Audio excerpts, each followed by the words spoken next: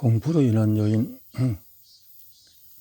기억의 가용성을 결정하는 요소. 첫 번째, 그랜드 캐니언의 예를 더 구체적으로 들어보면, 만일 내가 수학여행으로 그랜드 캐니언을 처음 방문했다가 끔찍한 사고를 목격했다면 어땠을까? 가령 우리 반의 한 친구가 난간에 기에 있다가 난간이 부러져서 밑으로 떨어져서 다리가 부러졌다면, 그러자면 내가 성인이어서 가족들과 그랜드 캐니언에 찾아갔을 때 경험이 아주 달라졌을 것이다. 그렇지 않겠는가? 오감을 통해서 들어오는 데이터는 똑같을 수 있지만 내가 보았다고 생각한 것은 바뀌었을 차이다. 맨 처음에 시나리오에서 아니와 두 아들이 난간에 기댔는지 아닌지에 대한 정확한 기억은 분명히 없었다. 나는 헤일리가 헬리콥터 때문에 멀미를 사실을 잘 기억하지 못했다. 협곡의 장관에만 온통 집중했다. 그러지 않을 이유가 없었기 때문이다. 그러나 두 번째 시나리오에서 둘째 아들이 부지하게 난간 쪽으로 뛰어가는 것을 봤을 수도 있다. 그 순간에 함께 있었던 다른 가설자는 아들이 그저 멀리 걸어갔을 뿐 길의 가정자리 근처에는 가지 않았다고 말할지도 모른다. 첫 번째 시나리오에서 나는 감각 데이터로 경이감을 느꼈지만 두 번째 시나리오에서는 공포를 느꼈을 공산이 크다. 친구가 절벽의 바위 밑으로 떨어지던 기억을 떠올리며 아들에게 난간에 기대지 말고 물러서라고 소리치고 아무도 다가가서 아들 손을 잡고 저만치 끌어냈을 것이다. 우리가 공포감을 느낄 때마다 몸에서는 아들이 날리는 코르티솔 그 밖의 토쟁도피 반응의 화학물질이 세도한다. 이것은 공포 반응 또는 스트레스 반응이라고 흔히 알려져 있으며 책에서는 생사 반응으로 지칭한다.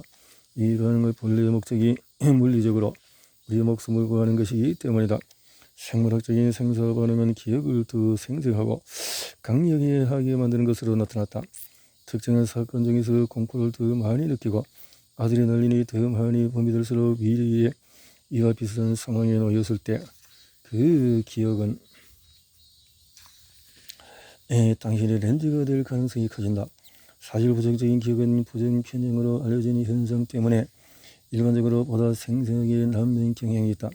저자이자 뇌과학적인 제프 스티벨은 나쁜 일은 좋은 일보다도 마음에 더 크게 다가온다라고 말한다. 그는 이렇게 설명한다. 우리는 인생들을 위해서 잠재적인 위험에 주의를 기울여야 했기 때문에 그렇게 진화했다.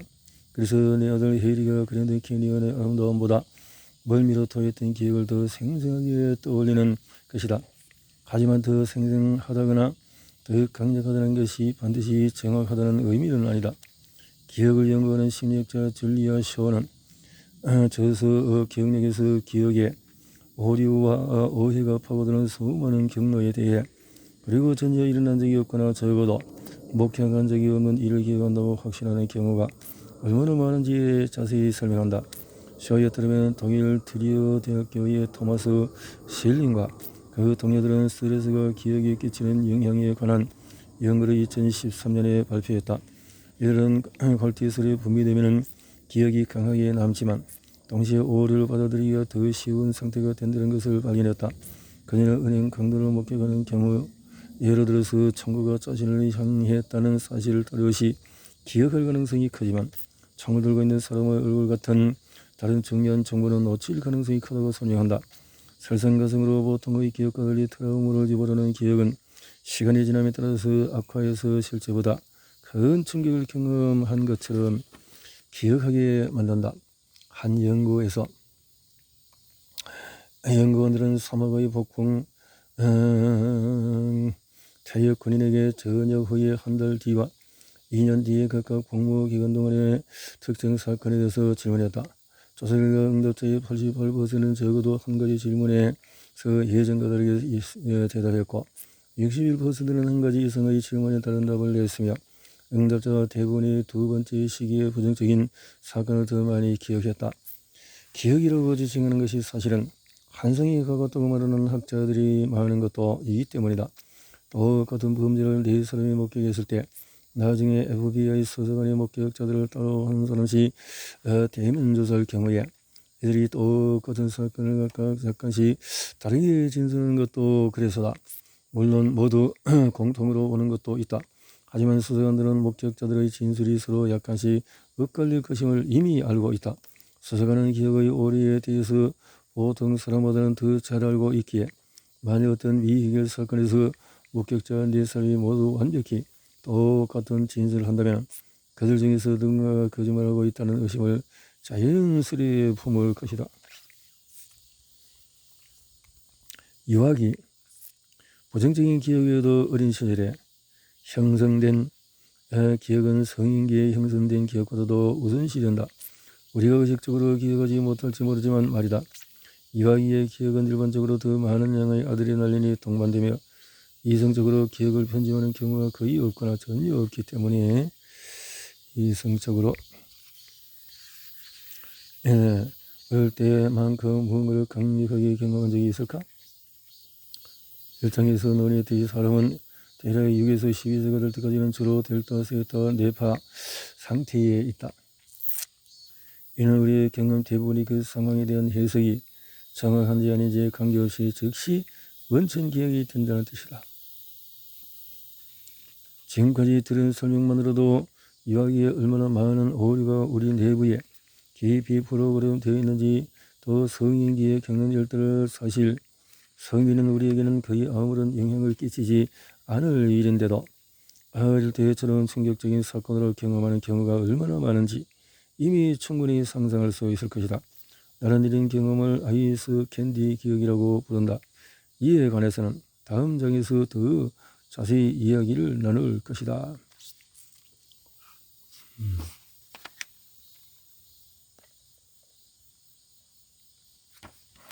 상상에서 비롯된 기억. 우리는 개인적인 경험에 의해 상상에서도 원천 기억을 강조한다. 상상 또는 내가 이미지 메이커라고 부르는 것은 개인적인 경험만큼이나 강력한 기억을 만들어낼 수 있다. 앞에서 언급했듯이 동일어로 상상, 창조하다. 두 번째는 그 사실을 볼 수 있다. 예를 들어 아들 혜리가 어렸을 때 세상에서 가장 좋아하던 것은 수영이었다. 만 2살 무렵의 혜리는 수영장 호수 바닷가 보이만 옷을 입은 채로 물 위에 뛰어드는 아이였다. 한 번은 크리스마스 장식을 구경하려고 가족들이 다 함께 어느 호텔로 들렀는데 혜리가 한겨울에 물속에 뛰어드는 바람에 아내 호부도 옷을 입은 채로 혜리를 잡으러 물에 뛰어들어야 했던 적도 있었다. 다만 혜리가 영화 조스를 보기 전까지는 말이다. 혜리가 그 영화를 봤던 주의 주말에 한참 전부터 예정되어 있었던 여행을 가게 되었다. 여행 장소는 어느 호수였다. 그런데 갑자기 혜리가 여행을 가고 싶지 않아였고 여행 장소인 호수가에 도착했을 때 물가에는 의지도 하지 않았다. 아이가 역체적으로 스트레스를 받은 것이 분명했다. 얼굴이 벌겋게 달아올랐으며 눈에 띄게 초조하고 화를 냈다. 물에 관련해서 변한 것은 아무것도 없었다. 혜리가 물속에서 뭔가 나쁜 다른 경험을 했던 것도 아니고 혜리는 물에서 늘 즐겁게 놀았다. 바뀐 것이 있다면 영화를 보고 나서 물이 늘 죽일 거야, 사방에 피로도 빌 거야, 몸이 갈기갈기 뜯기고 비명을 지르고 끔찍한 일이 벌어질 거야. 이런 기억이 혜리에게 생겼다는 점이다. 혜리는 물에 대한 공포가 새롭게 생긴 영화 조스와 연관시키지 않았다. 그저 물이 위험할 수 있다는 것을 이제는 알게 되었고 따고 합리화하려 애썼다. 그런데 우리가 아는 한 영화를 보기 전에는 혜리가 이런 생각을 해본 적이 없었다. 그 기억은 혜리가 느끼는 물의 의미를 완전히 뒤바꿔 놓았다. 물에 대해서 단순히 생각하는 것만으로도 몸의 생리적인 화학적인 상태와 행동에 적극적으로 영향을 미쳤다. 아마 다들 각자의 삶의 속에선 예를 생각해낼 수 있을 것이다. 영화. 최근의 연구에서 어떤 사건을 상상하는 것만으로도 실제처럼 강력한 영향을 주는 거짓 기억을 만들어낼 수 있다는 사실이 밝혀지기도 했다. 이와 관련해서 잘 알려진 예로 워싱턴 대학교 에스턴 워싱턴 대학교의 심리학자 아이라 하이먼과 조엘 펜드랜드가 진행했던 펀치볼 그리고 술, 우유, 과즙, 향료 등을 넣어서 만든 음료를 담아내는 그릇인데 그를 엎지르기 실험했다. 이 실험에서 참가자들은 유아기의 기억을 얼마나 잘 기억하고 있는지에 대해서 질문을 받았다. 질문에서 언급된 모든 기억은 부모에게서 들은 것이라는 정보가 참가자들에게 제공이 되었다. 연구진은 참가자들에게 각 사건에 대한 대략적인 정보를 제시하고 사건을 생생하게 머릿속으로 상세히 그려본 다음에 연구원들에게 자세히 말해달라고 부탁을 했다. 참가자들은 일주일 간격으로 3차례에 걸쳐서 연구원을 만났는데 그들 중에서 25%는 자신이 편지폴을 흘렸다는 거짓 기억을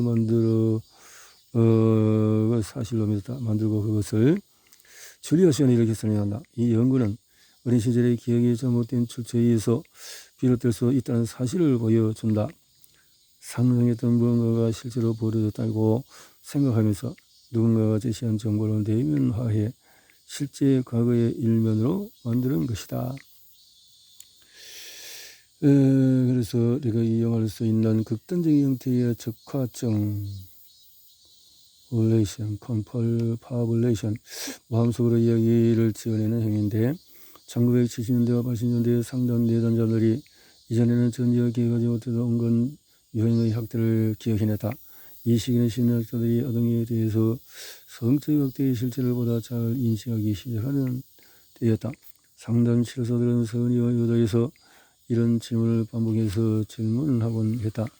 어릴 때 당신에게 부적절하게 손을 내민 사람이 정말로 없었습니까? 이 증상이 있는 것을 보면 성적 학대가 의심되는데요. 그러면 내담자는 잔식으로 어떤 시나리오가 있을지 상상해 보게 되고 그러다 갑자기 학대 사례를 기억해낸다. 이 기억들은 일부 중 실체이며 치유 과정에서 중대한 돌파구가 된다. 하지만 상담치료사의 질문에 자극받아서 내담자가 기억을 상상으로 만들었다는 사실이 나중에 밝혀지는 경우가 많았다. 기억이. 그래서 조상들의 기억은 마지막이자 가장 놀라운 기억의 영역은 우리가 이제 막 이해하기 시작한 현상과 관련이 있다. 최근 몇 년 동안의 관련 분야 연구는 기억 그 중에서도 트라우마를 동반한 기억이 선천적으로나 후천적으로 대를 이어질 수 있다는 사실을 밝혔다. 후천적 측면에서 생각해보면 부모의 행동을 보고 특정 상황을 두려워하게 된다. 예를 다들 한두 가지는 있을 것이다. 레이첼 여후다의 획기적인 연구는 많은 이들이 추측했던 바가 사실임을 입증했다. 그러나 홀로코스트 생존자들의 후손은 스트레스 호르몬의 변화가 생겨서 불안장애, 회상 후 스트레스 장애, 또 비만을 비롯한 몇 가지 증상이 발병할 위험이 더 높다는 사실을 밝혔다. 홀로코스트 생존자들이 겪은 트라우마, 기억과 증상이 어떤 식으로든 다음 세대로 전달될 것이다. 이렇게 일어날 수 있을까? 어떻게? 죄를 이용한 후속 연구에서 어미 지들의 특정한 공포 기억을 전달하는 특정한 냄새를 전한다는 사실이 확인이 됐다. 다음은 또 다른 지형의 이와가 학습은 반복되지 않으면 금세 소멸하는 데에 비해서 어머니에게 전달받은 기억은 장기 기억으로 남는다고 말한다. 후천적 요인뿐만 아니라 선천적인 요인도 초생부터 대물림을 받는다는 사실이 연구로 입증이 되고 있다. 아메리카 대학교 연구원들은 치를 이용한 실험으로 정신에 지속적인 영향을 주는 트라우마의 경험이 DNA를 통해서 대물림될 수 있다는 사실을 발견했다.